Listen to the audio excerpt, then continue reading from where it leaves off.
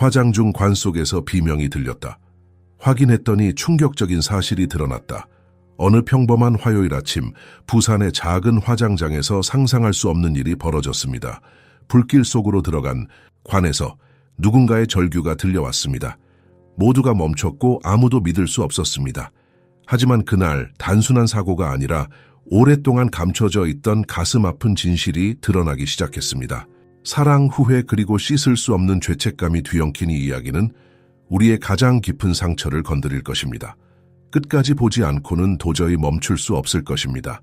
구독과 좋아요를 눌러주시고 어디서 보고 계신지 댓글로 알려주세요. 함께 이 슬픈 진실을 끝까지 지켜봐 주세요. 부산의 낙동강계에 위치한 오래된 화장터에서 고요한 아침의 정적이 화장로 안에서 들려온 비명소리로 찢겨졌다. 10월의 차가운 아침 공기는 유난히 무거웠고 낙엽이 바람에 흩날렸다. 화장을 담당하던 오씨 노인은 30년간 이 일을 해왔지만 오늘 같은 일은 처음이었다. 우악! 그 소리는 모두의 피를 얼어붙게 했다. 사람들은 잠시 서로를 바라보며 자신의 귀를 의심했다. 하지만 그 비명은 분명했다. 생생했다. 실제였다. 오 노인의 주름진 손이 화장로 전원 버튼을 향해 떨리며 뻗어갔다. 그의 얼굴은 하얗게 질려 있었고 땀방울이 이마에서 흘러내렸다. 버튼을 누르자마자 화장로의 붉은 불꽃이 천천히 꺼지기 시작했다. 빨리 관을 꺼내야 해요. 오 노인이 절박하게 외쳤다.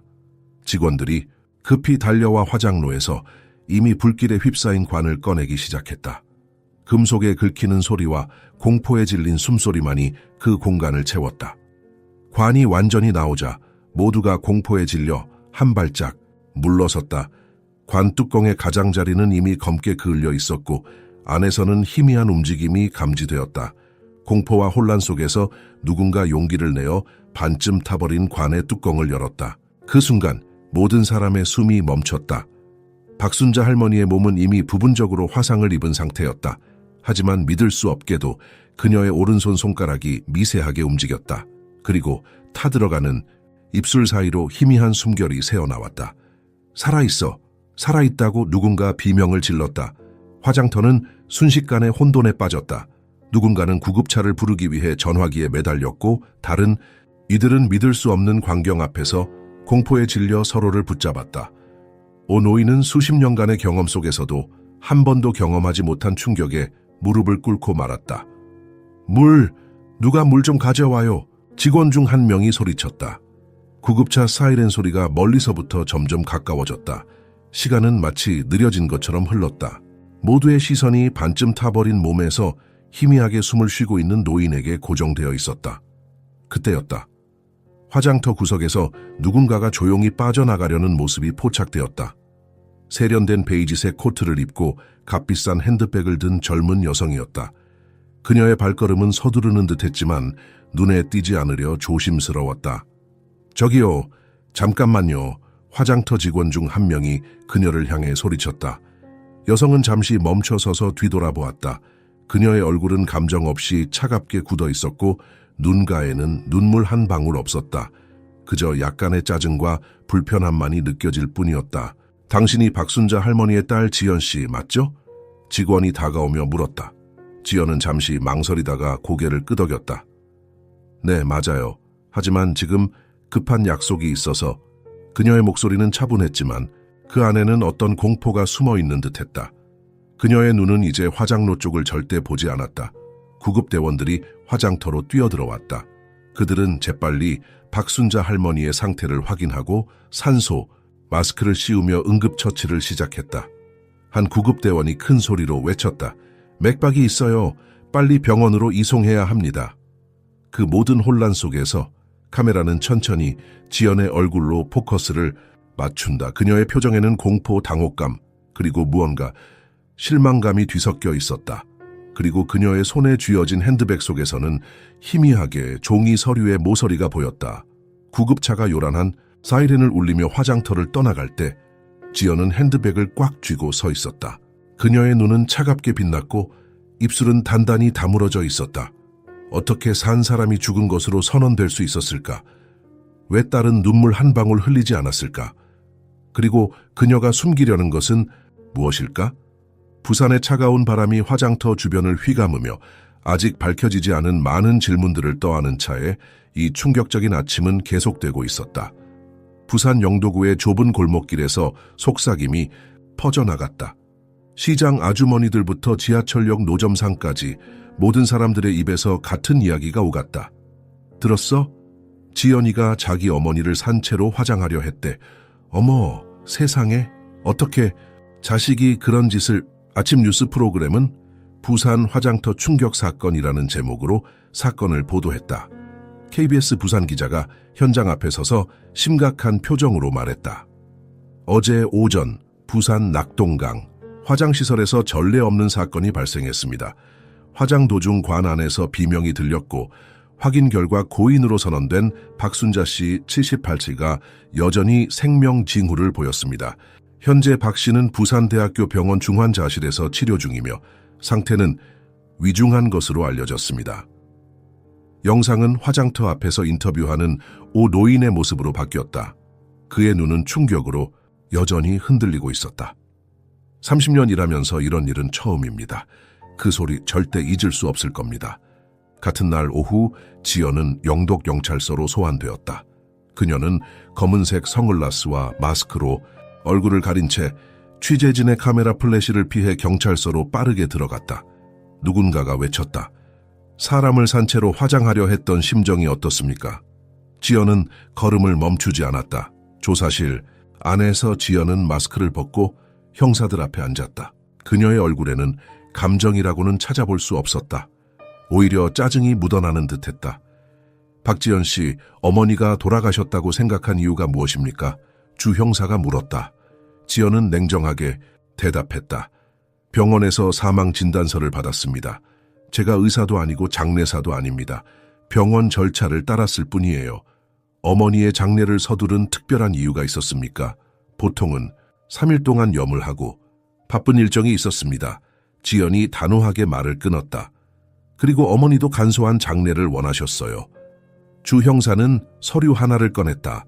사망 진단서를 발급한 의사를 조사 중입니다. 의료 과실의 가능성이 높아 보이는군요.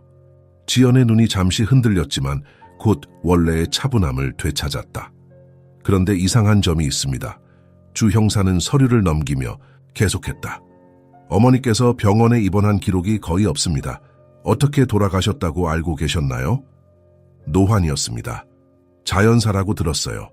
지연은 시선을 피하며 대답했다. 경찰서 밖에서는 취재진들이 피해자의 이웃들을 인터뷰하고 있었다. 카메라는 낡은 아파트, 단지 앞에 모인 노인들을 비추었다. 박순자 할머니는 정말 불쌍한 분이었어요. 70대로 보이는 여성이 말했다. 딸내미가 서울에서 공부한다고 떠난 뒤로는 혼자서 고생만 했지. 가끔 지연이 잘 되었다고 자랑하셨는데 몇 년 동안 딸 얼굴도 못 보셨어.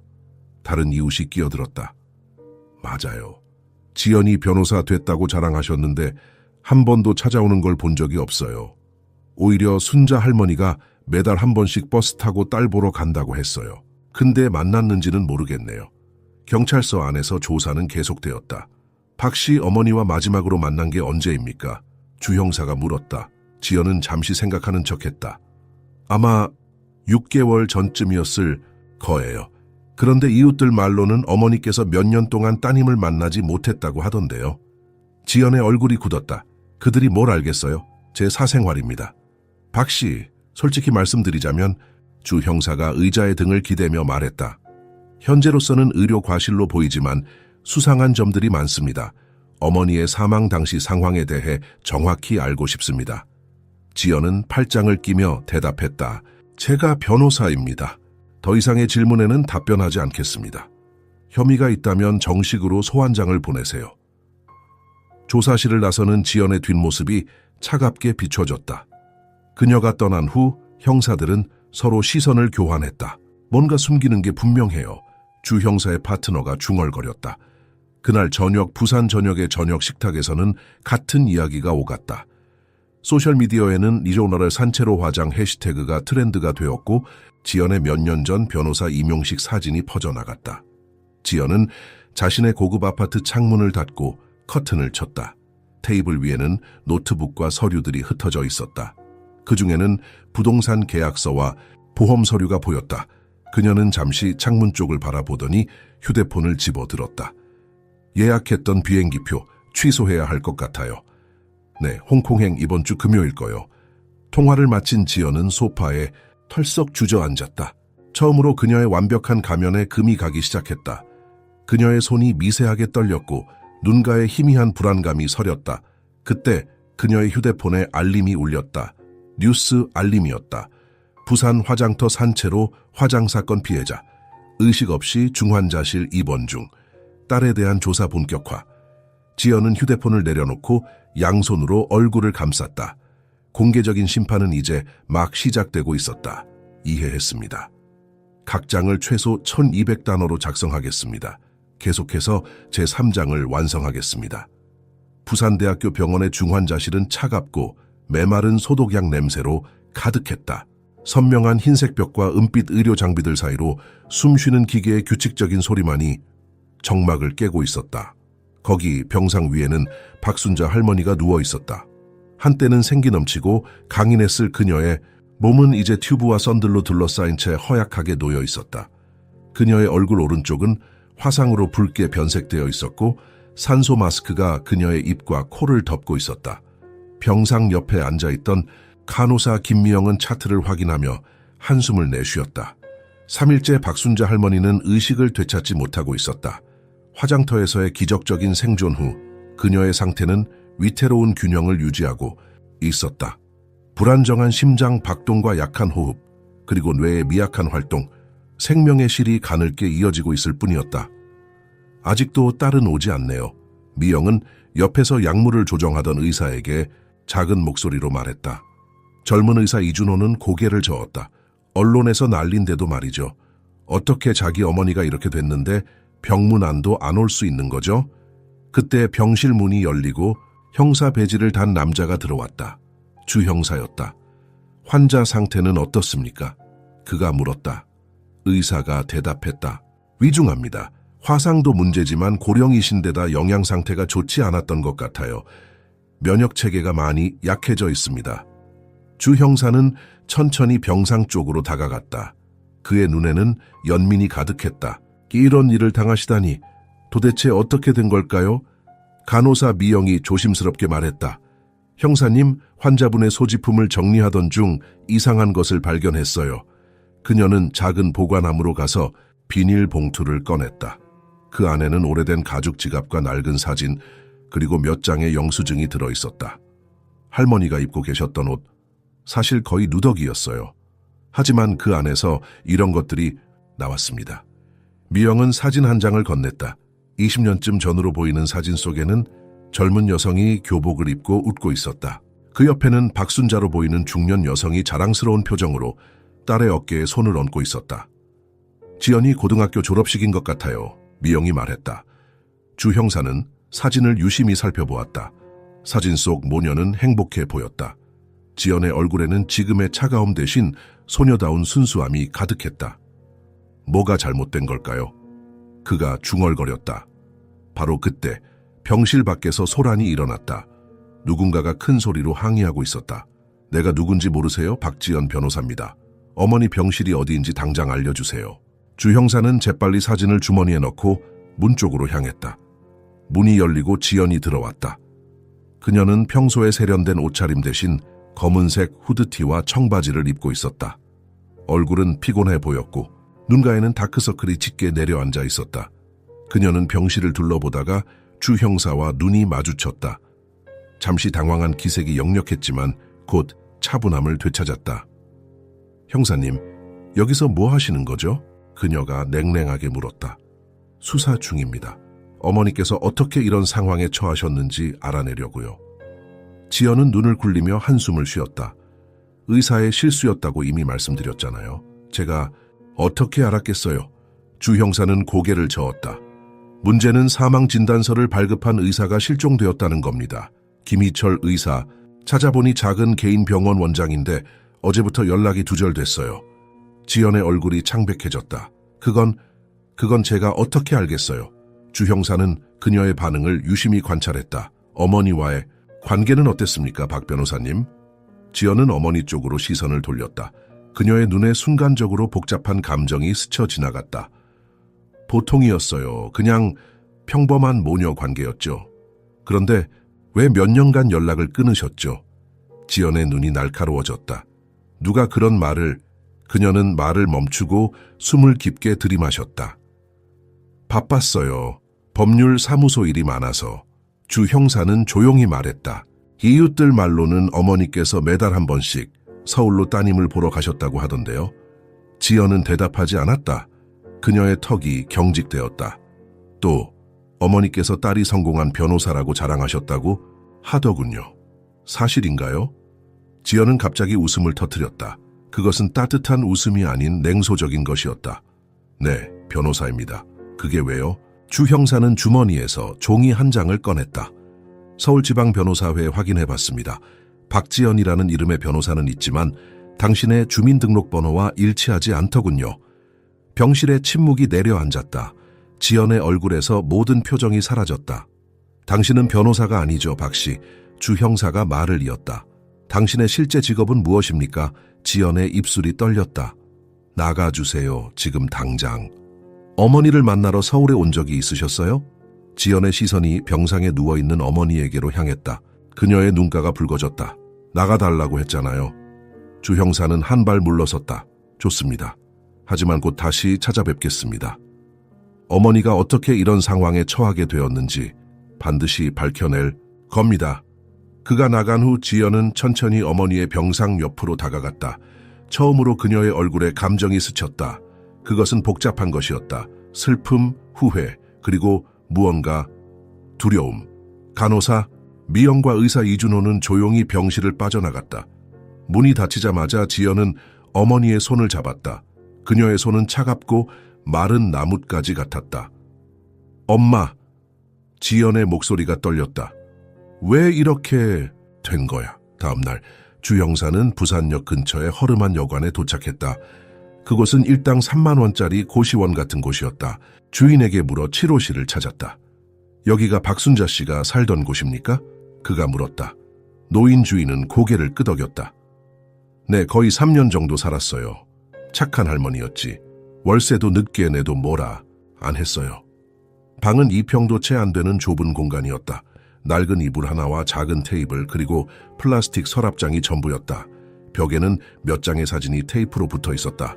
모두 지연의 사진이었다. 할머니가 자주 보던 사진들이에요. 주인이 말했다. 딸내미라고 자랑하셨죠. 서울에서 변호사 한다고. 주 형사는 서랍장을 열었다. 안에는 낡은 옷 몇 벌과 작은 상자가 있었다. 그 상자 안에는 수첩과 버스 티켓들이 담겨 있었다. 서울행 티켓이었다. 날짜를 보니 매달 15일로 찍혀 있었다. 할머니가 매달 서울에 간다고 하셨어요. 주인이 설명했다. 딸 보러 간다고. 근데 항상 같은 날 돌아오셨어. 새벽에 가서 저녁에 오더라고. 주 형사는 수첩을 펼쳐보았다. 안에는 주소 하나가 적혀 있었다. 서울 강남구 테헤란로 지연이 일한다는 법률사무소 주소였다. 할머니가 뭐하고 사셨나요? 수입이. 주인이 말했다. 아침에 폐지 주우러 가셨어. 그리고 오후에는 남포동 식당에서 설거지 하셨다고 했어. 많이 버시진 않았지만 딸 자랑하실 때만큼은 정말 행복해 보이셨어. 주 형사의 가슴이 아팠다. 그는 수첩 마지막 장을 넘겼다. 거기에는 작은 글씨로 적혀 있었다. 지연이 생일 선물 3만 원 더 모으기. 할머니가 언제부터 아프셨나요? 주인이 생각에 잠겼다. 특별히 아프진 않으셨어. 다만 최근에 가끔 가슴이 아프다고 하셨지. 병원은 돈이 없어서 잘 안 가셨어. 주 형사는 고개를 끄덕였다. 마지막으로 본 게 언제죠? 3일 전이요. 아침에 나가시며 중요한 일이 있다고 하셨어. 그게 마지막이었지. 주 형사는 천천히 사진들을 살펴보았다. 모두 지연이 법률 사무소 앞에서 찍은 것처럼 보였다. 하지만 모든 사진에서 지연은 카메라를 쳐다보고 있지 않았다. 그녀는 항상 멀리 바라보고 있었다. 마치 어머니가 몰래 찍은 것처럼. 주 형사는 갑자기 깨달았다. 직접 만나본 적이 없으셨던 거군요. 그가 중얼거렸다. 주인이 슬픈 표정으로 대답했다. 글쎄요, 할머니는 항상 오늘은 바빠서 라든가 다음에 꼭 만나기로 했다고 하셨어요. 근데 제가 보기엔 그냥 딸이 사는 건물 앞에서 멀리서 바라보기만 한 것 같아요. 주 형사의 가슴이 무거워졌다. 그는 한 장의 사진을, 지연이 사무실 건물에서 나오는 모습이 찍힌 사진을 주머니에 넣었다. 그리고 나머지 사진들을 다시 벽에 붙였다. 연락드리겠습니다. 방은 그대로 두세요. 그가 방을 나서려는 순간 주인이 불렀다. 형사님, 할머니 살아계신가요? 주 형사는 잠시 망설였다. 네, 하지만 상태가 좋지 않습니다. 노인의 눈에 눈물이 고였다. 회상해요. 그렇게 딸을 자랑하던 분이 어떻게 이런 일이 생길 수 있죠? 주 형사는 대답하지 못했다. 그는 고개를 숙이고 좁은 계단을 내려갔다. 머릿속에는 한 가지 의문이 맴돌았다. 서울의 성공한 변호사라고 자랑하던 딸, 그리고 허름한 고시원에서 폐지를 줍던 어머니. 그 사이에 무슨 일이 있었던 걸까? 부산대학교 병원 중환자실의 창문으로 스며드는 희미한 아침 햇살이 박순자 할머니의 창백한 얼굴을 비추고 있었다. 화장터에서의 기적적인 생존 이후 나흘째, 그녀는 여전히 의식을 되찾지 못한 채 수많은 의료 장비에 둘러싸여 있었다. 심장 모니터의 규칙적인 비프음과 인공호흡기에 기계적인 소리만이 적막한 병실을 채우고 있었다. 간호사 미영은 아침 순찰을 돌며 박순자 할머니의 병실에 들어섰다. 그녀는 할머니의 상태를 확인하고 점적 주사를 조정하면서 한숨을 내쉬었다. 그동안 딸 지연은 첫날 짧은 방문 후 다시 모습을 드러내지 않았다. 주 형사의 방문 이후 그녀는 어머니의 손을 잡고 몇 마디 속삭인 뒤 서둘러 병실을 떠났다. 할머니, 오늘은 좀 어떠세요? 미영이 부드럽게 말했다. 물론 대답은 돌아오지 않았지만 미영은 환자들에게 말을 건네는 것이 중요하다고 믿었다. 오늘은 날씨가 정말 좋아요. 창문 밖으로 보이는 벚꽃이 만개했어요. 그녀는 할머니의 이불을 가지런히 정리하고 화상 입은 부위를 조심스럽게 확인했다. 다행히 감염 징후는 보이지 않았지만 할머니의 전반적인 상태는 여전히 위태로웠다. 간호사님, 병실 문이 열리며 의사 이준호가 들어왔다. 오늘 환자 상태는 어떤가요? 활력 징후는 안정적이지만 여전히 의식은 없어요. 미영이 차트를 건네며 대답했다. 뇌파 활동도 미미한 상태예요. 이준호는 차트를 확인하고 박순자 할머니의 눈을 조심스럽게 들여다보았다. 동공 반응은 약했지만 존재했다. 그는 고개를 끄덕였다. 오늘 오후에 CT 촬영을 한 번 더 해봅시다. 뇌 손상 정도를 정확히 파악해야 해요. 미영이 걱정스러운 표정으로 물었다. 선생님, 할머니 깨어나실 수 있을까요? 이준호는 잠시 침묵했다. 솔직히 말하자면 가능성이 높지는 않습니다. 고령이신데다 영양 상태가 좋지 않았고 화상과 산소 부족으로 인한 뇌 손상이 심각해요. 하지만 그의 눈빛이 따뜻해졌다. 기적은 이미 한 번 일어났잖아요. 화장터에서 살아나셨으니까요. 미영은 고개를 끄덕였다. 그나저나 딸은 왜 다시 오지 않는 걸까요? 어머니가 이 상태인데. 이준호가 한숨을 쉬었다. 경찰 조사가 부담스러운 모양이에요. 주 형사가 꽤 집요하게 파고든다고 하더군요. 그때 병실 문을 두드리는 소리가 들렸다. 문이 열리고 주 형사가 들어왔다. 그의 표정은 평소보다 더 심각해 보였다. 안녕하세요. 그가 인사했다. 환자 상태는 어떤가요? 이준호가 대답했다. 아직 의식은 없습니다. 오늘 오후에 추가 검사를 할 예정이에요. 주 형사는 고개를 끄덕이고 병상 쪽으로 다가갔다. 그는 잠시 박순자 할머니를 바라보다가 주머니에서 사진 한 장을 꺼냈다. 의사 선생님, 혹시 이 사진 찍힌 곳이 어딘지 아시나요? 이준호는 사진을 받아들고 살펴보았다. 그것은 지연으로 보이는 여성이 고급스러운 건물에서 나오는 모습이었다. 사진은 멀리서 찍은 듯 흐릿했다. 서울의 강남 지역 같은데요. 왜 물으시는 거죠? 주 형사는 사진을 다시 받아들었다. 박순자 할머니의 거처에서 발견했습니다. 딸을 몰래 찍은 사진이에요. 미영이 놀라서 물었다. 몰래요? 그럼 실제로 만나지 않고? 주 형사는 고개를 끄덕였다. 지금까지 조사한 바로는 할머니가 매달 서울에 가셨지만 딸을 멀리서 바라보기만 한 것 같아요. 실제로 만나진 않았던 것 같습니다. 이준호와 미영의 얼굴에 충격이 번졌다. 병실에 무거운 침묵이 내려앉았다. 그럼 왜 할머니는 그렇게... 이준호가 말을 잇지 못했다. 주 형사가 천천히 말했다. 자존심이었을 수도 있고 어쩌면 딸이 거부했을 수도 있겠죠. 아직 정확한 이유는 모릅니다. 그때 간호사 미영이 갑자기 기억난 듯 말했다. 맞다, 형사님. 제가 환자 소지품을 정리하다가 뭔가 발견했어요. 잠시만요. 그녀는 서둘러 병실을 나갔다가 몇 분 후 작은 봉투를 들고 돌아왔다. 이거 할머니가 입고 계셨던 한복 소매 안에 숨겨져 있었어요. 발견했을 때 말씀드리려고 했는데 깜빡했네요. 주 형사는 봉투를 받아들었다. 그것은 오래된 편지 봉투였다. 겉면에는 지연의 이름이 적혀 있었다. 봉투는 이미 개봉된 상태였다. 언제 발견하셨죠? 주 형사가 물었다. 할머니가 응급실에 왔을 때요. 옷을 갈아입히는 과정에서 찾았어요. 당시에는 너무 혼란스러워서 그냥 보관해뒀었죠.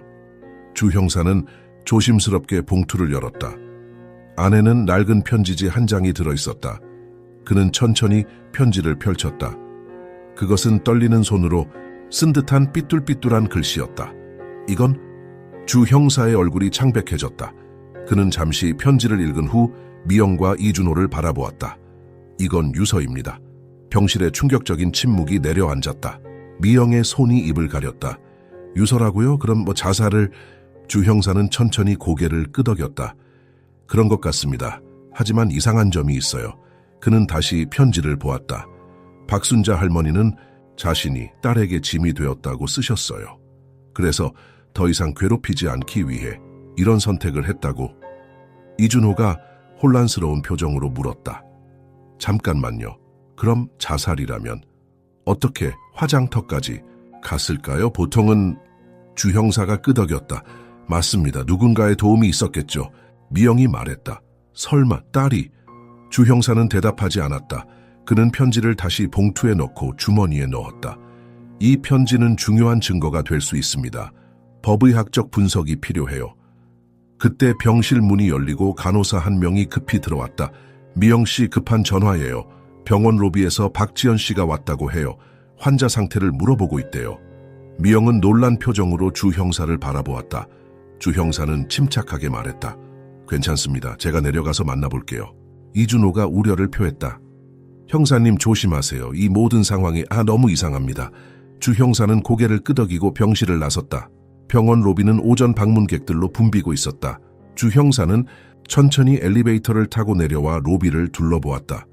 구석에 서 있는 검은색 코트를 입은 여성을 금방 발견할 수 있었다.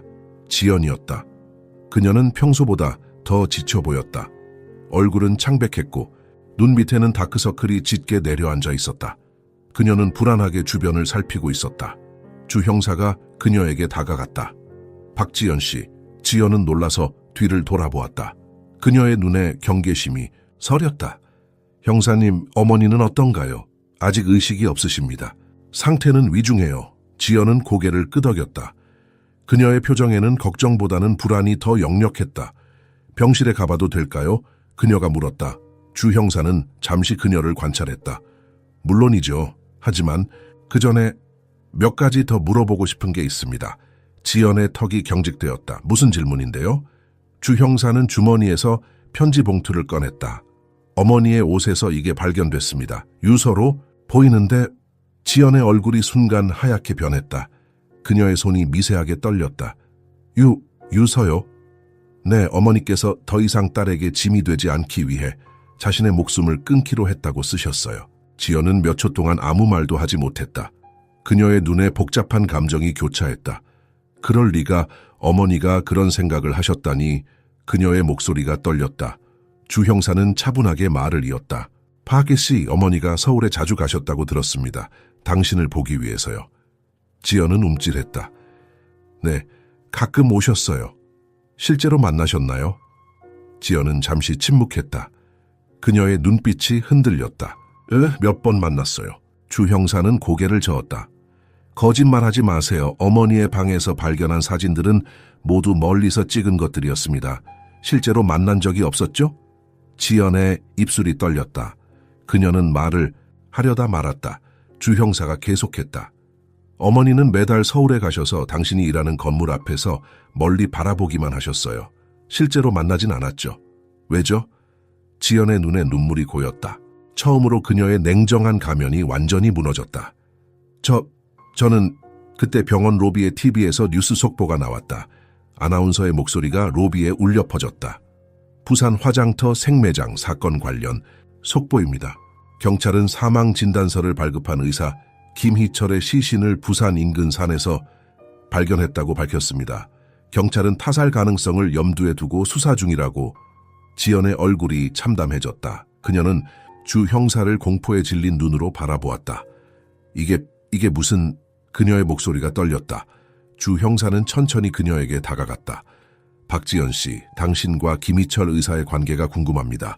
무슨 일이 있었던 거죠? 지연은 공황 상태에 빠진 듯 주변을 둘러보았다. 그녀의 가슴이 급하게 오르내렸다.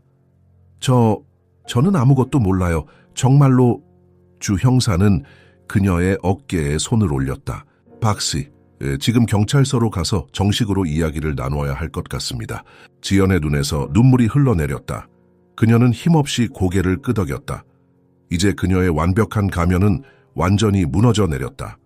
병원 로비의 사람들이 의아한 시선으로 그들을 바라보는 가운데 주 형사는 지연을 조용히 밖으로 안내했다. 그들이 병원을 나서는 동안 중환자실의 박순자 할머니는 여전히 깊은 의식 불명 상태에서 자신의 딸에게 일어난 일을 알지 못한 채 생명의 끈을 가냘프게 붙잡고 있었다.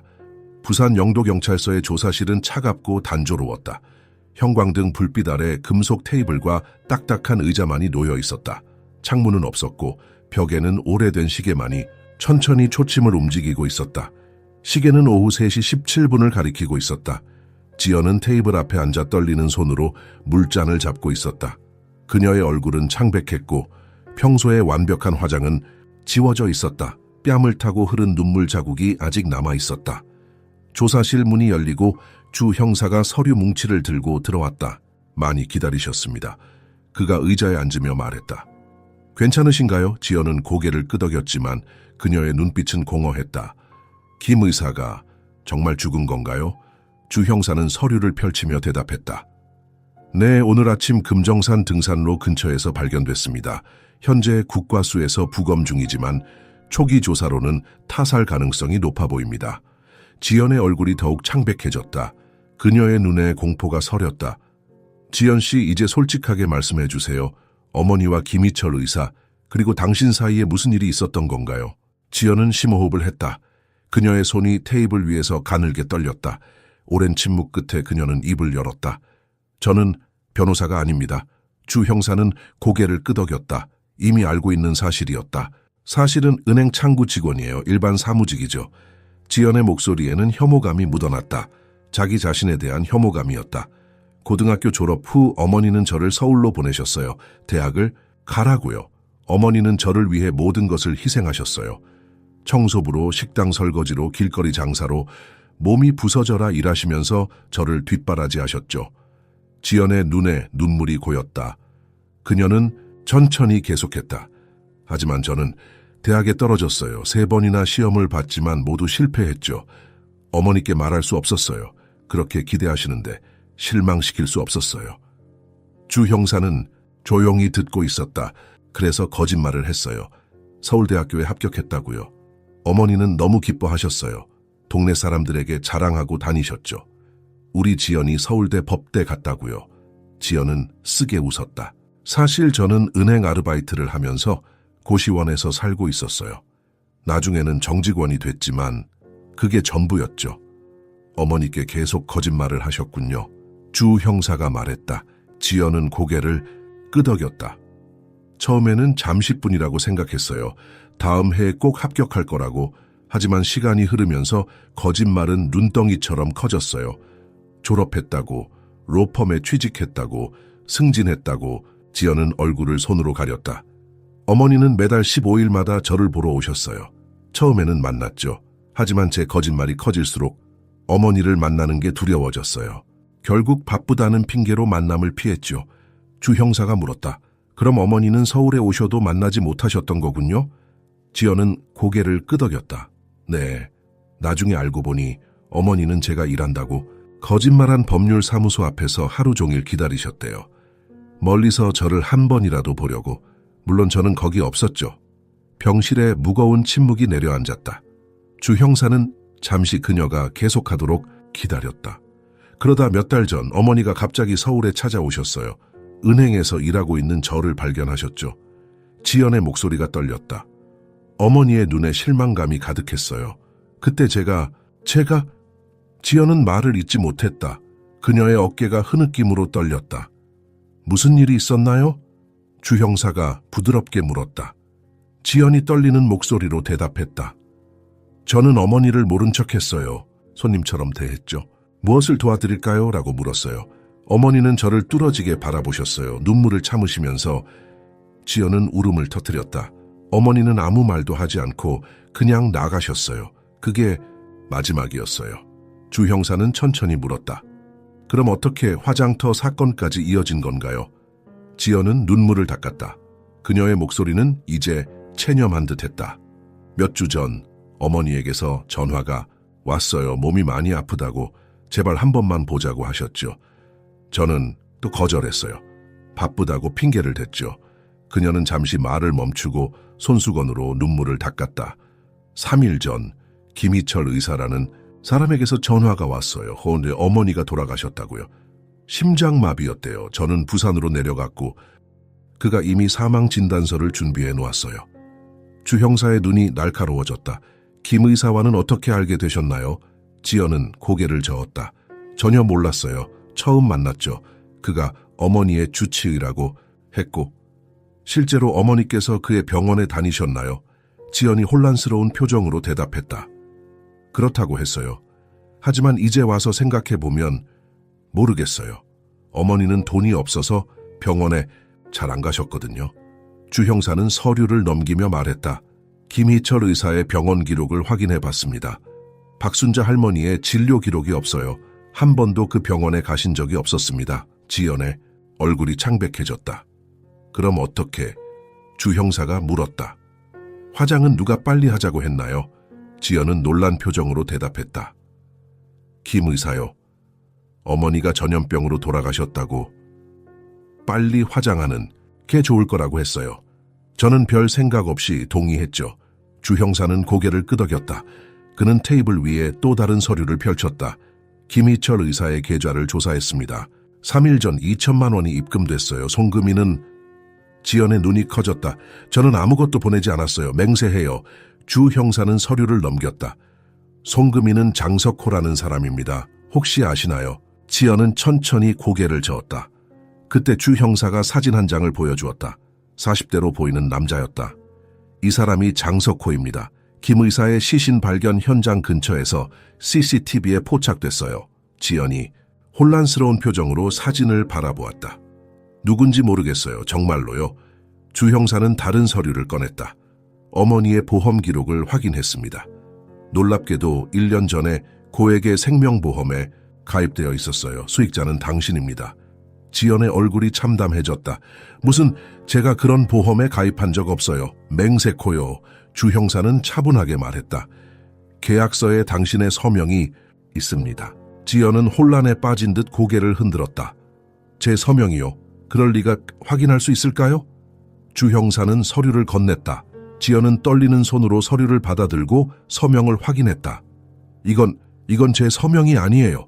비슷하게 만들었지만 제가 쓴 게 아니에요. 주 형사는 고개를 끄덕였다. 그럴 것 같았습니다. 누군가 당신을 이용한 것 같군요. 지연의 눈에 경악이 서렸다. 누가? 왜? 이때 조사실 문이 열리고 경찰관 한 명이 급히 들어왔다. 주 형사님, 병원에서 연락이 왔습니다. 박순자 할머니가 주 형사와 지연이 동시에 일어섰다. 할머니가 어떻게 됐나요? 지연이 떨리는 목소리로 물었다. 경찰관이 숨을 고르며 말했다. 깨어나셨답니다. 의식을 찾으셨어요. 부산대학교 병원 복도를 달려가는 지연과 주 형사의 발소리가 울려 퍼졌다. 엘리베이터를 기다릴 여유도 없이 그들은 계단을 뛰어 올라갔다. 중환자실 앞에 도착했을 때 의사 이준호와 간호사 미영이 기다리고 있었다. 정말 깨어나셨나요? 지연이 숨을 헐떡이며 물었다. 이준호가 고개를 끄덕였다. 네, 놀랍게도요. 약 30분 전에 갑자기 의식을 되찾으셨어요. 아직 말씀은 못하시지만 눈을 뜨시고 주변을 인식하고 계세요. 지연의 눈에 눈물이 가득 고였다. 어머니를 볼 수 있을까요? 이준호는 미소를 지었다. 물론이죠. 하지만 너무 오래는 말아주세요. 아직 매우 약하신 상태니까요. 지연은 심호흡을 하고 병실 문을 열었다. 박순자 할머니는 여전히 많은 의료 장비에 둘러싸여 있었지만 이제 그녀의 눈은 열려 있었다. 창백한 얼굴이었지만 생기가 돌아온 듯했다. 어머니, 지연이 떨리는 목소리로 부르며 병상 옆으로 다가갔다. 박순자의 눈이 천천히 지연 쪽으로 움직였다. 그녀의 눈에는 복잡한 감정이 교차했다. 놀라움, 혼란, 그리고 사랑. 지연은 조심스럽게 어머니의 손을 잡았다. 어머니, 저예요. 지연이에요. 박순자의 입술이 미세하게 움직였지만 소리는 나오지 않았다. 산소 마스크가 그녀의 말을 가로막고 있었다. 말씀하지 마세요. 그냥 쉬세요. 제가 여기 있을게요. 지연의 눈에서 눈물이 흘러내렸다. 정말 죄송해요, 어머니. 모든 일에 대해. 그때 주 형사가 조용히 병실에 들어왔다. 그는 잠시 문가에 서서 상황을 지켜보았다. 박순자 할머님, 그가 부드럽게 말했다. 저는 경찰 주 형사입니다. 기억이 나시면 눈을 깜빡여주세요. 박순자는 천천히 눈을 깜빡였다. 좋습니다. 질문을 몇 가지 드리고 싶은데요. 대답하실 수 있으시겠어요? 내면 한 번, 아니오면 2번 깜빡여주세요.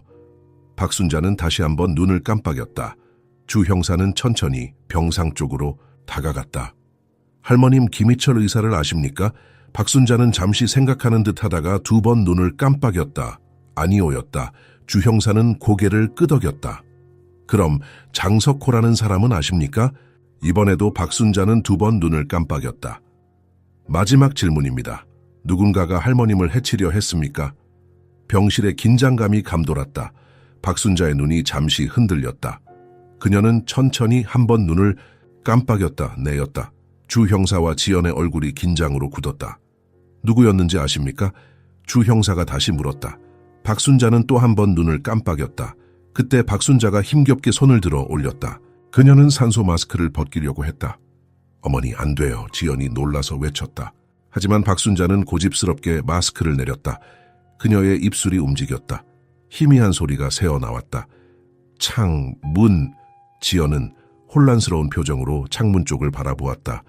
병실의 창문은 닫혀 있었고 밖으로는 병원 주차장이 보였다. 창문이요? 무슨 말씀이시죠? 박순자는 다시 힘겹게 속삭였다. 창문. 주 형사가 재빨리 창문 쪽으로 다가갔다. 그는 밖을 내다보았지만 특별한 것은 보이지 않았다. 뭐가 보이세요? 지연이 물었다. 주 형사는 병원 주차장을 자세히 살폈다. 그때 그의 눈에 한 남자가 들어왔다. 검은색 자동차 옆에 서 있는 남자는 장석호였다. 저 남자, 주 형사가 긴장된 목소리로 말했다. 갑자기 병실 문이 열리고 경찰관 한 명이 급히 들어왔다. 주 형사님, 부검 결과가 나왔습니다. 김희철 의사는 독살되었습니다. 병실에 충격적인 침묵이 내려앉았다. 주 형사는 재빨리 지시를 내렸다. 당장 병원 주차장을 봉쇄하라. 장석호를 체포해. 경찰관이 급히 나가는 동안 주 형사는 지연에게 말했다. 이곳에 계세요. 경찰이 도착할 때까지 문을 잠그고 아무도 들이지 마세요. 그는 서둘러 병실을 나갔다. 박순자와 지연만이 남겨진 병실에는 무거운 침묵이 내려앉았다. 어머니, 지연이 떨리는 목소리로 말했다. 무슨 일이 있었던 거예요? 박순자는 힘겹게 지연의 손을 잡았다. 그녀의 눈에는 눈물이 고여 있었다. 그리고 그녀는 다시 한번 힘겹게 속삭였다. 조심해. 부산대학교 병원은 그 어느 때보다 긴장감으로 가득했다. 박순자 할머니의 병실 복대는 2명의 경찰관이 배치되었고 병원 전체에는 수많은 경찰들이 수색 작전을 펼치고 있었다. 주 형사의 지시로 모든 출입구가 봉쇄되었지만 장석호의 모습은 이미 사라진 후였다. CCTV 확인 결과 그는 경찰이 도착하기 불과 몇 분 전에 병원을 빠져나간 것으로 밝혀졌다. 병실 안에서는 지연이 어머니의 손을 꼭 잡고 있었다. 박순자 할머니는 다시 산소 마스크를 착용한 상태였지만 그녀의 눈은 깨어 있었다. 간호사 미영은 할머니의 상태를 수시로 확인하며 활력 징후를 체크하고 있었다. 산소 포화도가 좀 떨어졌어요. 미영이 걱정스러운 표정으로 말했다. 너무 많이 힘쓰지 않게 해주세요. 지연은 고개를 끄덕였다. 그녀의 얼굴은 긴장과 두려움으로 창백했다. 괜찮으세요? 어머니, 너무 무리하지 마세요. 박순자의 눈에는 복잡한 감정이 교차했다. 그녀는 천천히 지연의 손을 꼭 쥐었다. 그 손길에는 걱정과 사랑이 담겨 있었다. 병실 문이 열리고 주 형사가 들어왔다. 그의 표정은 심각했다. 장석호는 도주했습니다. 그가 말했다. 전국에 수배령을 내렸어요. 조만간 붙잡힐 겁니다. 지연이 떨리는 목소리로 물었다. 그가 누구죠? 왜 우리 가족을... 주 형사는 의자에 앉으며 대답했다. 장석호는 보험 설계사입니다. 수년간 보험 사기를 일삼아온 인물이죠. 지금까지 조사한 바로는 그가 박순자 할머님 명의로 고액의 생명보험에 가입했어요.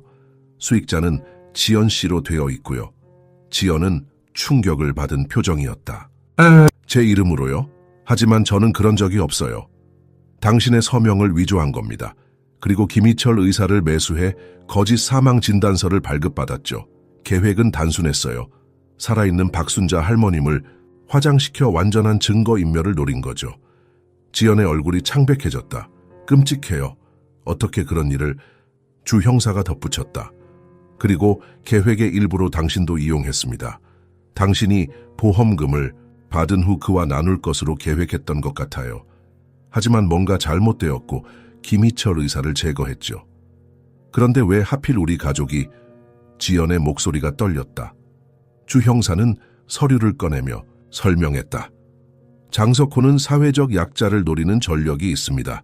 특히 가족관계가 소원한 사람들이 주요 표적이었어요.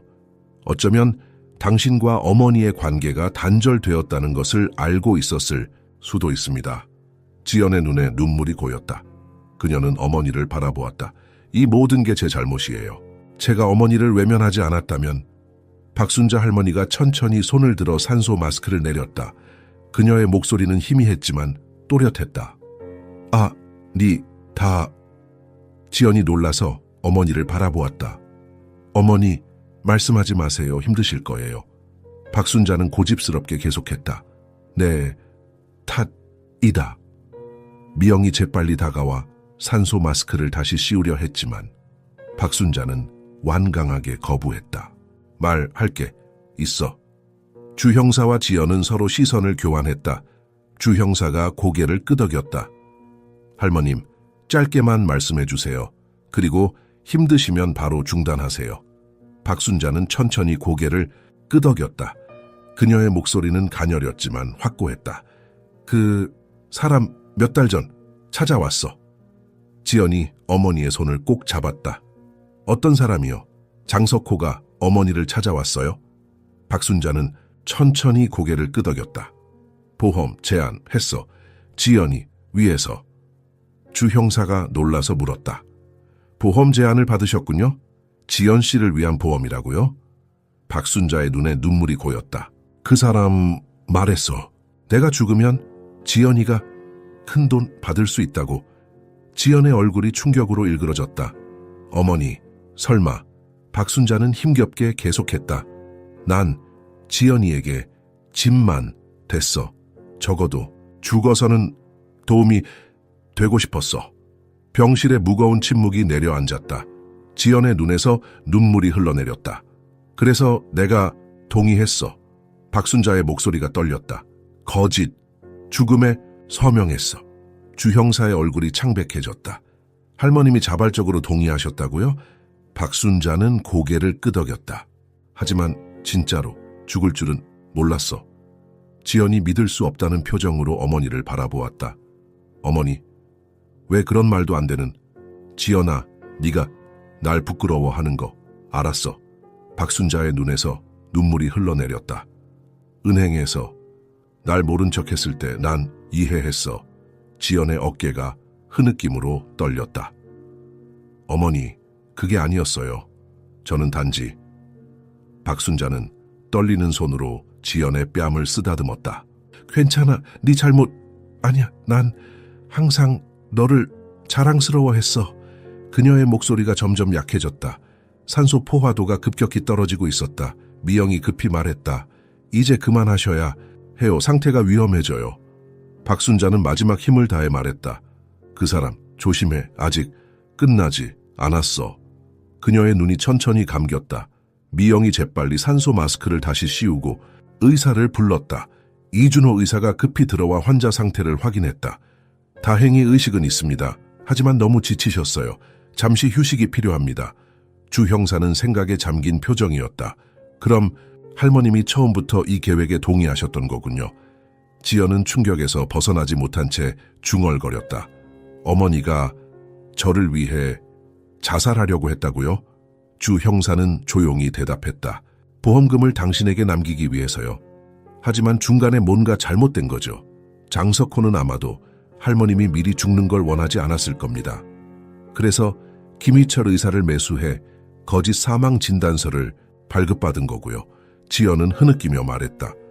어머니가 저를 위해 그런 끔찍한 선택을 모든 게 제 잘못이에요. 주 형사는 그녀의 어깨에 손을 올렸다. 자책하지 마세요. 지금은 어머니를 지키는 데 집중해야 합니다. 장석호가 아직 도주 중이니까요. 그때 병실 문이 열리고 경찰관 한 명이 급히 들어왔다. 주 형사님, 장석호의 차량이 고속도로 톨게이트에서 포착됐습니다. 지금 추격 중입니다. 주 형사는 일어서며 지연에게 말했다.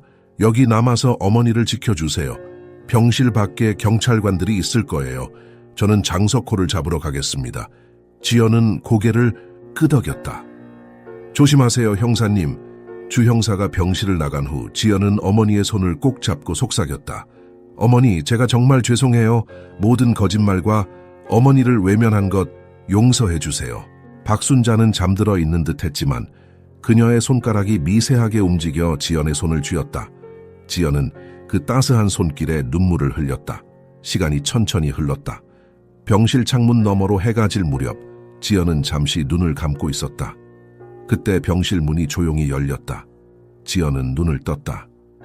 주 형사님, 그녀가 희미하게 물었다. 그러나 문 앞에 서 있는 것은 주 형사가 아니었다. 40대 남성이 병실 안으로 들어왔다. 그의 얼굴은 지연이 사진으로 본 바로 그 사람이었다. 장석호였다. 안녕하세요, 박지연 씨. 그가 차분하게 말했다. 그의 손에는 작은 가방이 들려 있었다. 지연은 경악에 찬 표정으로 일어났다. 당신 어떻게... 장석호는 미소를 지었다. 그것은 따뜻한 미소가 아닌 얼음장 같은 것이었다. 경찰은 고속도로에서 잘못된 차를 쫓고 있어요. 내가 일부러 유인한 거죠. 지연은 비상 버튼을 향해 손을 뻗었지만 장석호가 재빨리 다가와 그녀의 손목을 잡았다. 그러지 마세요. 불필요한 소란은 피하고 싶습니다. 지연은 떨리는 목소리로 물었다. 무슨 짓을 하려는 거예요? 장석호는 가방을 열며 말했다. 원래 계획을 마무리하러 왔습니다. 이렇게 복잡해질 줄은 몰랐네요. 그는 가방에서 주사기 하나를 꺼냈다. 투명한 액체가 담겨 있었다. 이건 추적이 불가능한 약물입니다. 할머니는 평화롭게 잠들 거예요. 마치 자연사처럼요. 지연의 얼굴이 공포로 일그러졌다. 안 돼요, 도와주세요. 누구 없어요? 그녀가 소리치려 했지만 장석호가 재빨리 그녀의 입을 막았다. 소리 지르면 당신도 위험해질 수 있어요. 그가 차갑게 말했다. 이건 비즈니스일 뿐입니다. 개인적인 감정은 없어요. 지연은 절박하게 몸부림쳤다. 그녀는 어머니를 보호하기 위해 장석호와 병상 사이에 서서 필사적으로 저항했다. 어머니를 해치지 마세요. 제발. 장석호는 한숨을 쉬었다. 박 씨 이해하세요. 할머님은 이미 한 번 돌아가신 겁니다. 법적으로요. 이제 이 상황을 깔끔하게 정리하는 것만 남았어요. 그가 천천히 병상을 향해 다가갔다. 지연은 필사적으로 그를 막으려 했지만 그의 힘은 그녀보다 훨씬 강했다. 제발 어머니를 해치지 마세요. 지연이 흐느꼈다. 장석호는 주사기를 들고 박순자의 링거 주사에 약물을 주입하려 했다. 그때 놀랍게도 박순자의 눈이 갑자기 열렸다. 그녀의 눈에는 공포가 아닌 결연함이 서려 있었다. 너! 박순자가 산소 마스크 너머로 희미하게 말했다. 장석호가 놀라서 잠시 멈칫했다. 그 순간 지연은 병상 옆 테이블에 있던 유리컵을 움켜쥐고 그의 머리를 내리쳤다. 컵은 깨지며 장석호의 이마에 상처를 냈다. 그가 비틀거리며 뒤로 물러났다. 이 망할. 그가 화를 내며 다시 공격하려 했다. 그때 병실 문이 열리며 주 형사와 2명의 경찰관이 들어왔다. 꼼짝 마, 경찰이다. 주 형사가 총을 겨누며 외쳤다. 장석호는 잠시 주저하다가 재빨리 창문 쪽으로 달려갔다. 그러나 이미 늦었다. 경찰관 2명이 그를 제압하고 수갑을 채웠다. 장석호, 당신을 살인 미수와 살인, 보험 사기 혐의로 체포합니다. 주 형사가 말했다. 장석호는 비웃으며 말했다. 증거가 없을 텐데요. 김희철은 죽었고 할머니는 말도 제대로 못해요. 주 형사는 미소를 지었다. 그렇게 생각하십니까?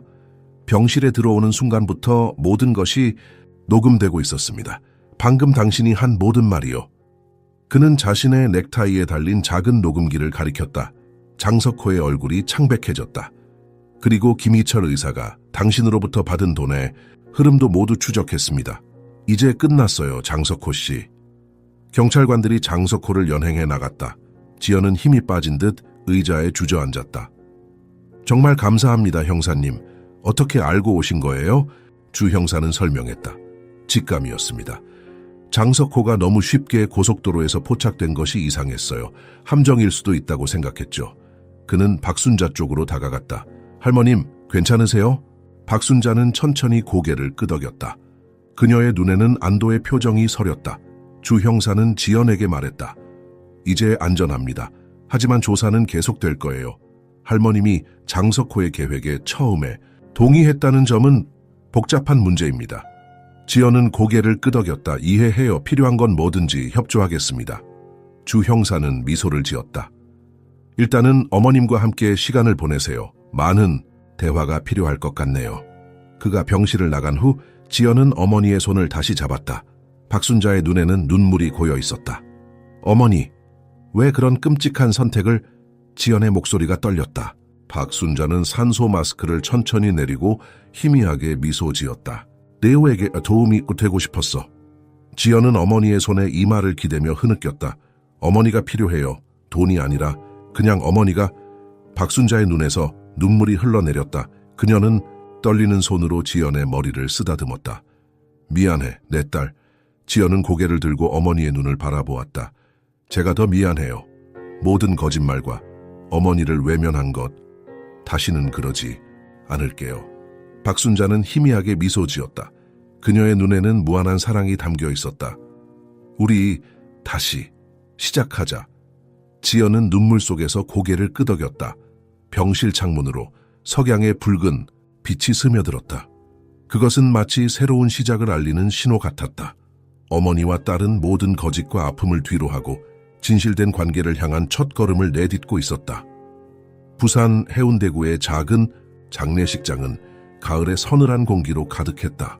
창문 너머로 보이는 하늘은 흐리고 우울했으며 간간히 내리는 빗방울이 유리창을 타고 흘러내렸다. 장례식장 안은 놀라울 정도로 조용했다. 평소 장례식에서 들리는 울음소리나 조문객들의 발자국 소리도 거의 들리지 않았다. 박순자 할머니의 장례식은 이상할 정도로 적막했다. 화장터에서의 사건 이후 3주가 지났고 할머니는 결국 병원에서 평화롭게 눈을 감았다. 기적적으로 화장터에서 살아 돌아왔지만 화상과 심장의 무리, 그리고 나이가 그녀의 몸에 너무 큰 부담을 주었다. 의사들은 최선을 다했지만 박순자 할머니의 생명을 더 이상 붙잡아둘 수 없었다. 장례식장의 빈소에는 단 몇 명의 조문객만이 자리했다. 흰색 국화와 백합으로 장식된 제단 앞에는 박순자 할머니의 오래된 사진 한 장이 놓여 있었다. 그것은 20년도 더 전에 찍은 사진으로 지연이 고등학교 입학식 날 어머니와 함께 찍은 것이었다. 사진 속 박순자는 환하게 웃고 있었고 딸의 어깨에 자랑스럽게 손을 얹고 있었다. 지연은 검은 상복을 입고 제단 앞에 조용히 앉아 있었다. 그녀의 얼굴은 창백했고 눈은 붉게 부어 있었다. 지난 몇 주간 그녀는 어머니의 병상을 한시도 떠나지 않았다. 모든 거짓말과 가식을 벗어던진 채 그녀는 마지막 순간까지 어머니와 진실된 대화를 나누었다. 지연아, 할머니의 마지막 밤 박순자는 딸의 손을 꼭 잡고 속삭였다. 후회하지 마라. 넌 항상 내 자랑이었어. 지연은 어머니의 손에 이마를 기대며 울었다. 어머니, 제가 정말 잘못했어요. 용서해 주세요. 박순자는 희미하게 미소 지었다. 이미 다 용서했다. 넌 내 딸인데 어떻게 안 용서할 수 있겠니?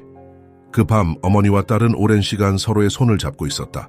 지연은 자신의 모든 거짓말을 고백했고 박순자는 모든 것을 이해한다고 말했다. 새벽녘 박순자는 딸의 손을 잡은 채 평화롭게 눈을 감았다. 장례식장으로 돌아와 보니 조문객 중에는 주 형사와 간호사 미영, 그리고 화장터의 오 노인도 있었다. 그들은 각자의 방식으로 박순자 할머니와 인연이 있었고 그녀의 마지막 가는 길을 배웅하러 왔다. 주 형사는 조용히 지연에게 다가왔다. 장석호의 재판이 다음 주에 시작됩니다. 증언이 필요할 거예요. 지연은 고개를 끄덕였다. 준비돼? 있어요. 어머니를 위해서라도 끝까지 가야죠. 장석호는 김희철 의사 살해와 살인 미수, 보험 사기 등 여러 혐의로 구속됐다. 조사 결과 그는 수년간 여러 취약한 노인들을 대상으로 유사한 범행을 저질러왔다. 그의 범행 수법은 항상 비슷했다. 가족관계가 소원한 노인들을 찾아내 고액의 보험에 가입시키고 가족의 이름으로 수익자를 설정한 뒤 거짓 사망 신고를 통해 보험금을 타내는 방식이었다. 법정에서 어머니께서 장석호의 계획에 동의했다는 사실이 언급될 거예요. 주 형사가 조심스럽게 말했다. 힘들겠지만 준비하고 계셔야 합니다. 지연은 슬픈 미소를 지었다. 알고 있어요. 어머니는 돈을 보내주지도 않는 저를 위해 목숨까지 내놓으려 하셨으니까요. 미영이 지연의 어깨에 손을 올렸다. 할머니는 끝까지 딸을 위해 사셨어요. 그런 어머니를 두셔서 행복하셨을 거예요. 지연은 눈물을 참으며 고개를 끄덕였다. 네, 그런데 제가 너무 늦게 깨달았어요. 오 노인이 제단 앞에 국화 한 송이를 놓으며 말했다. 돌아가시기 전에 딸과 화해하셨다고 들었소. 할머니는 행복하게 가셨을 거요. 지연은 제단 위 어머니의 사진을 바라보았다. 그 미소가 이제는 영원히 추억으로만 남게 되었다. 그녀의 눈에 다시 눈물이 고였다. 그때 장례식장 문이 열리고 예상치 못한 조문객이 들어왔다. 나이든 여성들 여럿이었다. 그들은 검은 옷을 입고 조용히 들어와 제단 앞에 절을 올렸다. 지연은 그들을 알아보지 못했다. 누구신가요? 그중 한 명이 지연에게 다가왔다. 우리는 당신 어머니와 함께 일했던 아줌마들이에요. 남포동 식당에서. 다른 여성이 덧붙였다. 순자 씨가 늘 자랑하던 딸이 당신이군요. 변호사라고 항상 그렇게 자랑스러워 하셨어요. 지연의 가슴이 무너져 내렸다. 어머니는 끝까지 거짓말을 이어갔던 것이다. 자신의 딸을 자랑하기 위해 네, 제가 지연입니다. 그녀는 간신히 대답했다. 여성들은 따뜻한 미소를 지었다. 당신 어머니는 정말 좋은 분이셨어요. 항상 다른 사람을 먼저 생각하고 자기 몫의 음식도 어려운 사람들에게 나눠주곤 했죠. 지연은 이제야 어머니의 진짜 모습을 알게 되는 것 같았다. 평생 자신을 위해 희생한 어머니가 다른 이들에게도 얼마나 따뜻했는지를. 조문객들이 하나둘 제단에 절을 올리고 떠나갔다. 주 형사도 마지막 인사를 남기고 자리를 떠났다. 지연은 혼자 남겨졌다. 그녀는 천천히 제단 앞에 무릎을 꿇고 어머니의 사진을 바라보았다. 어머니, 이제야 알겠어요. 어머니가 얼마나 저를 사랑하셨는지, 얼마나 자랑스러워 하셨는지, 저는 왜 그걸 몰랐을까요? 그녀의 눈물이 떨어져 제단 앞에 놓인 국화잎을 적셨다. 이제부터는 어머니처럼 살아갈게요. 거짓 없이 남을 위해 베풀며 어머니가 자랑스러워 하실 딸이 될게요. 진짜로요. 창밖에 비가 잦아들었다. 어둡던 하늘에 희미한 햇살이 구름 사이로 비쳐들었다. 지연은 그것이 어머니의 미소 같다고 느꼈다. 다음 날 아침 박순자 할머니의 유골함을 받아든 지연은 버스를 타고 한적한 바닷가로 향했다. 부산 송정해변의 조용한 한쪽 구석, 그곳은 어린 시절 어머니와 함께 자주 놀러 갔던 곳이었다. 여기 기억나세요, 어머니? 지연이 바다를 바라보며 속삭였다. 제가 초등학교 때 자주 오던 곳이에요. 어머니는 항상 도시락을 싸오셨죠. 그녀는 바닷가 모래사장에 앉아 유골함을 품에 안았다. 아침 바다는 잔잔했고 수평선 너머로 해가 서서히 떠오르고 있었다. 어머니, 제가 미처 말하지 못한 게 있어요. 지연의 목소리가 떨렸다. 정말 감사해요. 모든 것에 대해. 어머니의 희생과 사랑 그리고 끝까지 저를 믿어주신 것에.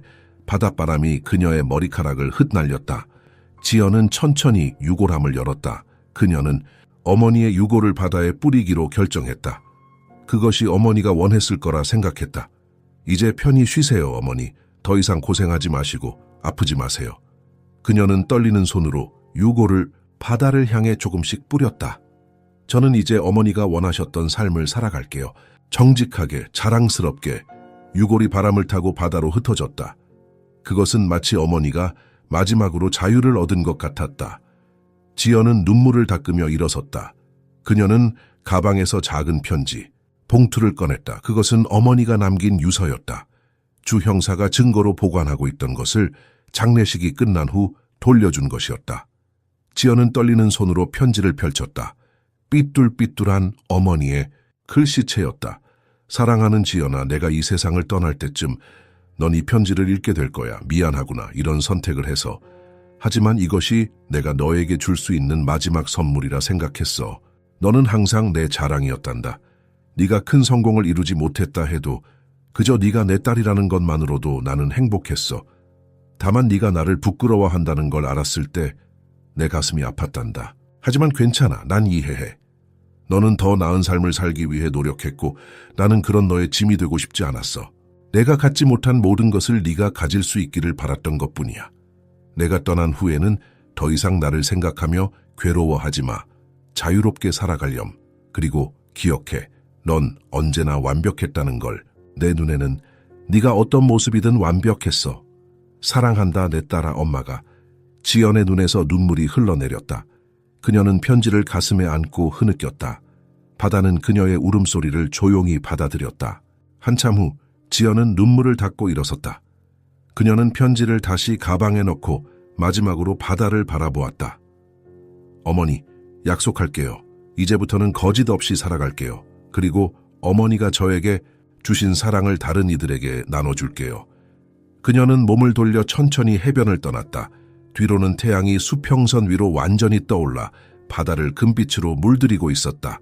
그것은 마치 새로운 시작을 알리는 것 같았다. 지연은 어머니의 유언을 가슴에 새기며 진실된 삶을 향한 첫 발걸음을 내딛었다. 어쩌면 그것이 어머니가 진정으로 원했던 것일지도 모른다. 딸이 마침내 자신을 있는 그대로 받아들이고 거짓 없이 살아가는 것. 박순자의 빈 유골함을 안고 지연은 새롭게 시작될 삶을 향해 걸어갔다. 이제 그녀는 더 이상 과거의 거짓말에 묶여있지 않았다. 아픔과 후회는 있었지만 그것은 그녀를 성장시키는 밑거름이 될 것이다. 뒤로 멀어지는 바다에서 부드러운 파도 소리가 들려왔다. 그것은 마치 어머니의 마지막 작별 인사 같았다. 안녕 어머니, 편히 쉬세요. 그리고 지켜봐 주세요. 제가 어떻게 변해가는지. 부산 해운대의 작은 원룸 아파트의 지연은 짐을 풀고 있었다. 석 달이 지났다. 어머니의 장례식 이후 그녀는 서울의 은행 일을 그만두고 고향으로 돌아왔다. 새로운 시작을 위한 결정이었다. 원룸은 작고 소박했지만 오랜만에 찾은 고향의 공기는 그녀에게 묘한 안정감을 주었다. 창문 너머로 보이는 바다는 겨울의 차가운 햇살을 반사하며 반짝였다. 지연은 잠시 창가에 서서 바다를 바라보았다. 어머니의 유골을 뿌린 그 바다였다. 그녀는 매일 아침 이 바다를 보며 어머니를 생각했다. 어머니, 오늘도 좋은 하루예요. 그녀는 창밖을 보며 중얼거렸다. 짐 정리가 끝나고 지연은 작은 책상 위에 어머니의 사진을 올려놓았다. 그것은 장례식에 전시했던 바로 그 사진이었다. 어머니의 환한 미소가 그녀를 바라보는 것 같았다. 벽시계가 오후 2시를 알렸다. 지연은 외투를 걸치고 밖으로 나섰다. 오늘은 장석호의 재판 선고일이었다. 그녀는 법원으로 향했다. 부산지방법원은 사람들로 붐볐다. 산채로 화장 사건은 전국적인 이슈가 되었고 많은 기자들이 선고를 기다리고 있었다. 지연은 조용히 방청석에 앉았다. 그녀 옆에는 주 형사가 자리했다. 긴장되시죠? 주 형사가 물었다. 지연은 고개를 끄덕였다. 네, 하지만 이제 모든 것이 끝나길 바랍니다. 장석호는 법정에 들어서며 지연을 바라보았다. 그의 눈에는 여전히 차가운 냉정함이 서려 있었다. 그는 재판 내내 자신의 범행을 부인했지만 증거는 압도적이었다. 김희철 의사의 독살 보험 사기 시도, 그리고 병원에서의 살인 미수 시도까지 모든 것이 그를 향하고 있었다. 판사가 입장하고 선고가 시작되었다. 피고인 장석호 살인 및 살인 미수, 보험 사기, 문서 위조 등의 혐의로 징역 25년을 선고합니다. 법정에 안도의 한숨이 흘렀다. 지연은 눈을 감고 잠시 그 순간을 받아들였다. 이제 정말로 끝이 났다. 법정을 나서는 길 주 형사가 그녀에게 말했다. 이제 새 출발을 하실 수 있겠네요. 지연은 미소를 지었다. 네, 어머니가 원하셨던 삶을 살아보려고요. 한 달 후 지연은 부산 영도구의 작은 노인정 앞에 서 있었다. 그곳은 바다마을 경로당이라는 소박한 간판이 걸려 있었다. 그녀는 깊은 숨을 들이마시고 문을 열었다. 안에는 10여 명의 노인들이 모여 있었다. 어떤 이는 바둑을 두고 어떤 이는 텔레비전을 보고 있었다. 지연이 들어서자 모두가 호기심 어린 눈으로 그녀를 바라보았다. 안녕하세요. 지연이 인사했다. 저는 박지연이라고 합니다. 이전에 전화드린 한 노인이 반갑게 일어나 그녀를 맞이했다. 아, 자원봉사 오신다던 분이시군요. 어서 오세요. 지연은 긴장된 미소를 지었다. 어머니가 돌아가신 후 그녀는 많은 생각을 했다.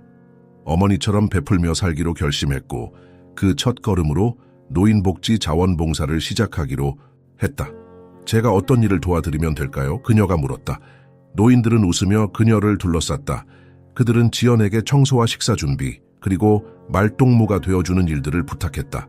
지연은 진심으로 즐겁게 그 일들을 해나갔다. 시간이 흘러 저녁이 되었다. 지연은 노인들을 위한 저녁 식사를 준비하며 어머니를 생각했다. 어머니라면 어떻게 했을까? 아마도 더 맛있는 음식을 만들었을 것이다. 더 따뜻한 말을 건넸을 것이다. 박양, 이리 와봐요. 한 할머니가 그녀를 불렀다. 송할머니였다.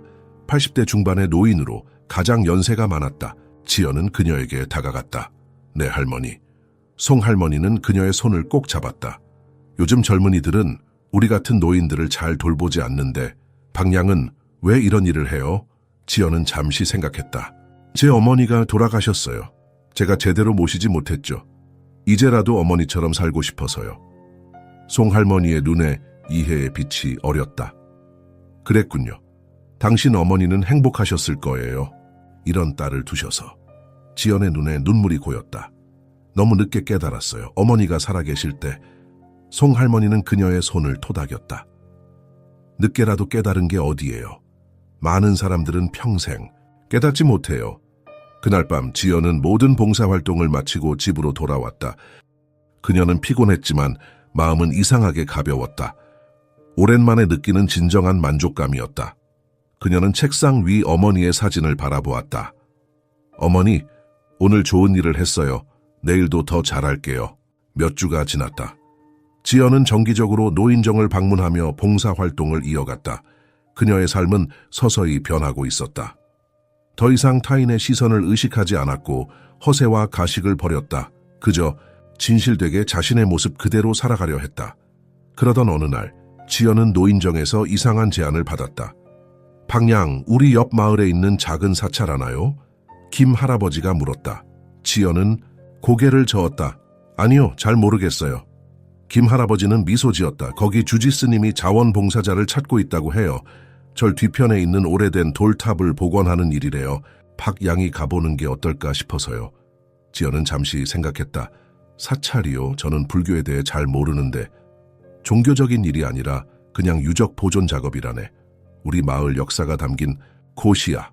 지연은 호기심이 생겼다. 이래 한번 가볼게요. 어디로 가면 되나요? 다음 날 지연은 김 할아버지가 알려준 길을 따라 산자락의 작은 사찰을 찾아갔다. 용화사라는 소박한 절이었다. 나무들 사이로 오래된 법당이 보였고 그 뒤로는 작은 돌탑들이 눈에 띄었다. 주지스님은 60대 초반으로 보이는 침착한 인상의 남성이었다. 그는 지연을 반갑게 맞이했다. 김 노인께서 말씀하셨어요?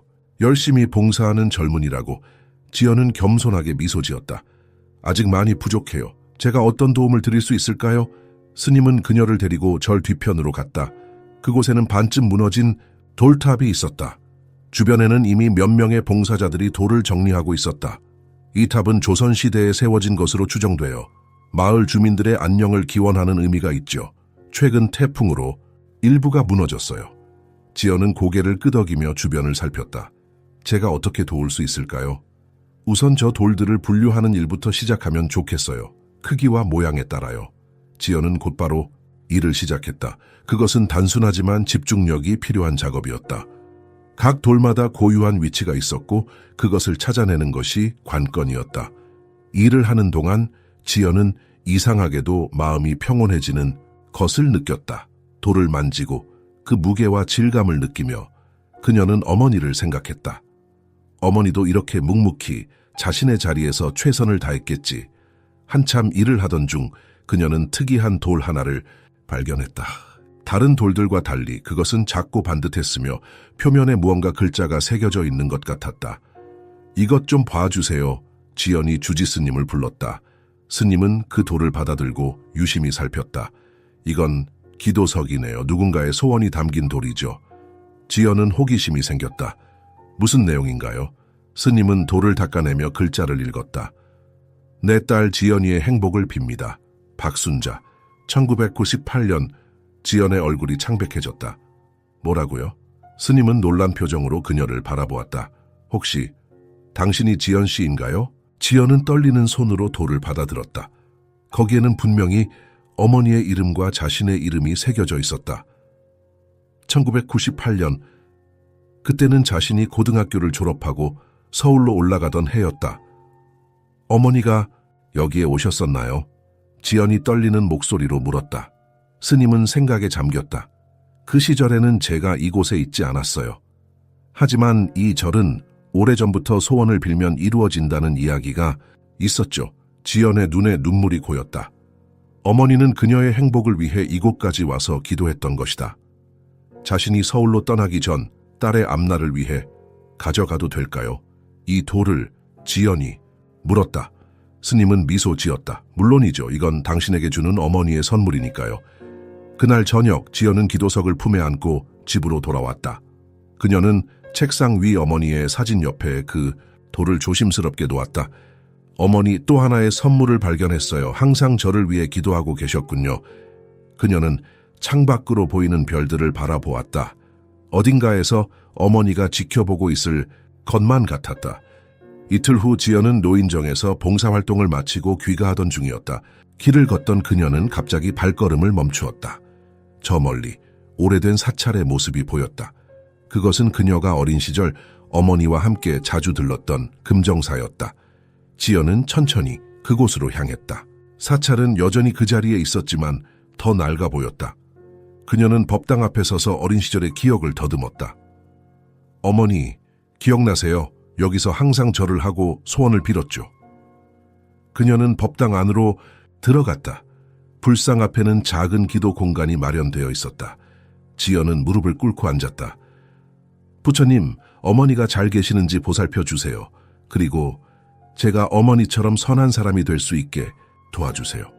그녀가 기도를 마치고 나오려는 순간 한 스님이 그녀를 불렀다. 혹시 박지연 씨 아닌가요? 지연은 놀라서 뒤를 돌아보았다. 70대로 보이는 노스님이었다. 네, 맞습니다만 어떻게 아셨죠? 노스님은 미소 지었다. 당신 어머니를 알았답니다. 박순자 씨. 매달 이곳에 오셔서 딸을 위해 기도하셨죠. 지연의 가슴이 뛰었다.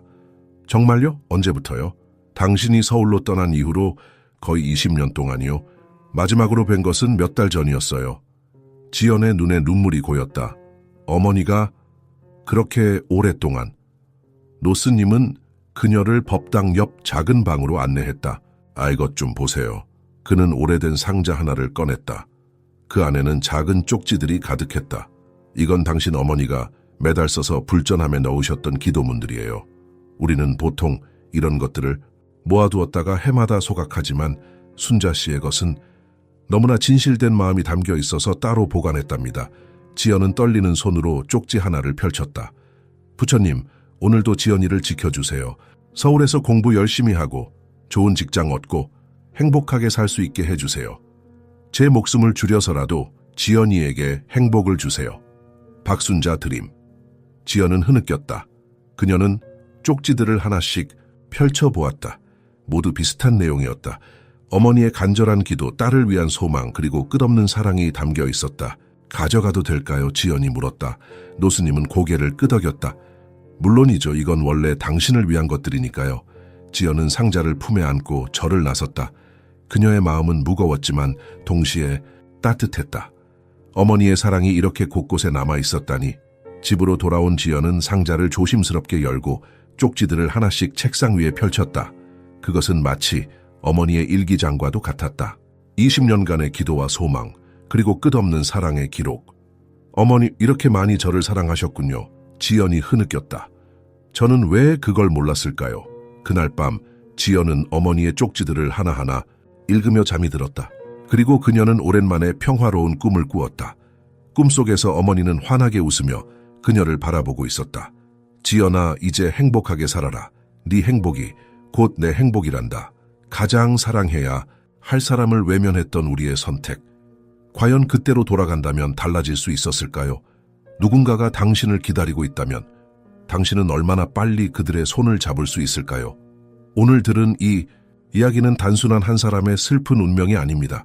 그것은 바로 우리 모두가 언젠가는 맞이하게 될 마지막 순간에 대한 질문입니다. 후회하기 전에 사랑을 표현하세요. 감사하기 전에 함께하세요. 내일은 결코 약속되지 않았습니다. 영상이 마음에 드셨다면 구독과 좋아요 그리고 공유로 함께해 주세요. 그리고 댓글로 당신은 과연 어떤 선택을 했을지 알려주세요. 당신의 이야기도 기다리고 있습니다.